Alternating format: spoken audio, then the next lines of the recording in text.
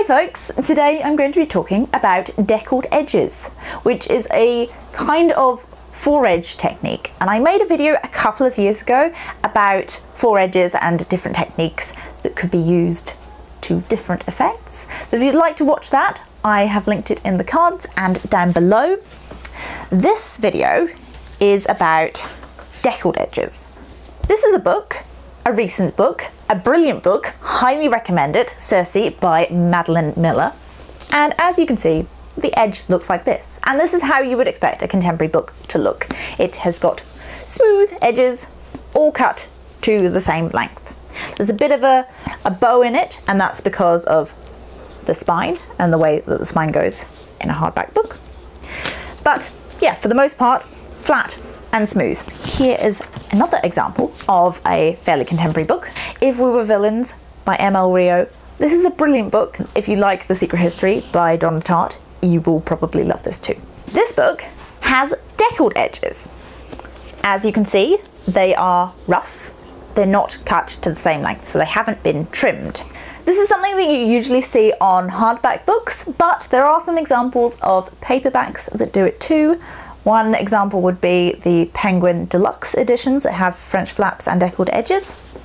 Also, this book here. It's one that I happened to design the cover for. Catherine Mansfield's The Garden Party and Other Stories. This is published by Echo Press. They are an imprint of HarperCollins, and the edges are deckled. So I think a lot of people think that deckled edges come from when back in the day you would get books where the edges wouldn't be cut, and in fact you'd have pages that were folded.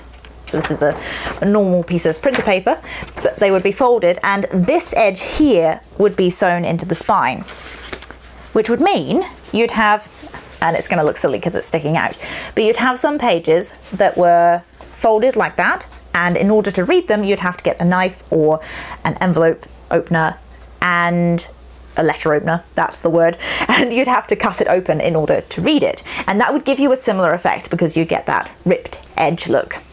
But the deckled edge actually comes from a different process altogether. It's actually part of the paper making process.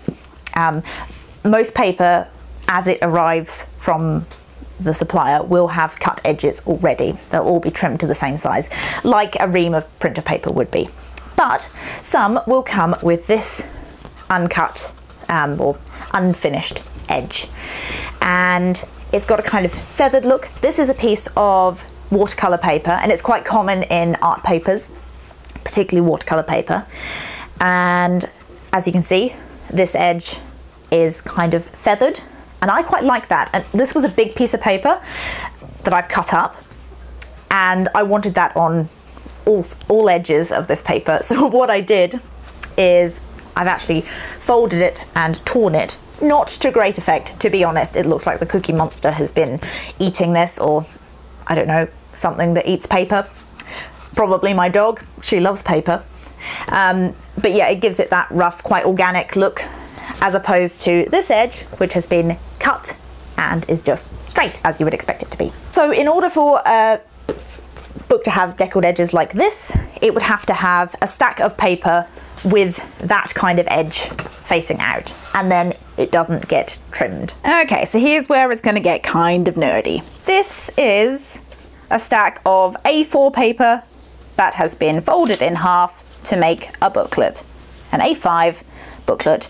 Just imagine that there are staples or stitching along the edge here to make it into a saddle stitched booklet. So as you can see, the pages on the inside are further to the right than the ones on the left. So on the corresponding edge you end up with this V, which looks an awful lot like a deckled edge, don't you think? We compare that to this. This is basically a whole lot of these sewn together and put into a stack, like so, which is why you end up with that quite uniform up and down, like a very uniform mountain range. Normally with one of these you would cut it so that it's nice and smooth, and normally with a hardback book it would all be trimmed like that too.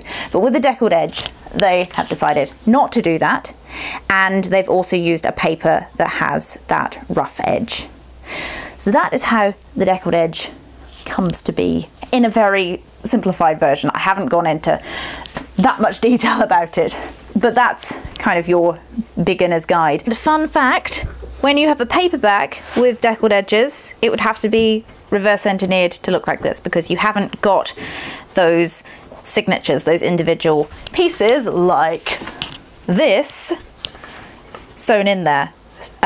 This is a perfect binding, which means that the pages are glued onto the cover, which is what you see in a standard paperback like that. So these are very much manufactured. Deckled edges back in the day became kind of unpopular for a while, and then they came back into fashion, and it was the mark of a more expensive book often.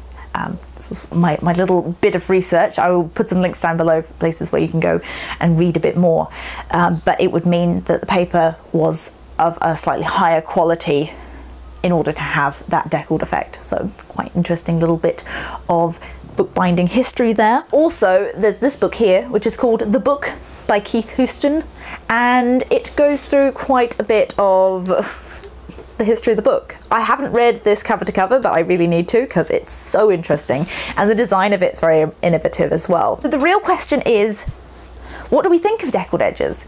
Because they of course give a lovely kind of old-fashioned look to the book. In fact, I've got an old book here that has deckled edges. This is from the 1930s, and it has that really nice old-fashioned vibe to it. Again, back in the 1930s, they did have the technology to cut the pages, but the publisher obviously decided that having it like that was just a nice thing to do. I find that deckled edges make it kind of difficult to flip through the book. You end up flipping through and then flipping through a whole section where you didn't mean to. You actually just wanted to flip one page. So I find them a little bit annoying in that sense. But they do look really quite nice. So I would like to get your feedback down in the comments. Please let me know, are you for or are you against the deckled foredge? Or do you have mixed feelings like me? Do you like the aesthetic but not like the practicality of actually reading a book with deckled edges? I would love to know, would love to get a bit of debate happening down in the comment section, so leave your thoughts down there. As always, thank you very much for watching, and I will see you in the next one. Bye!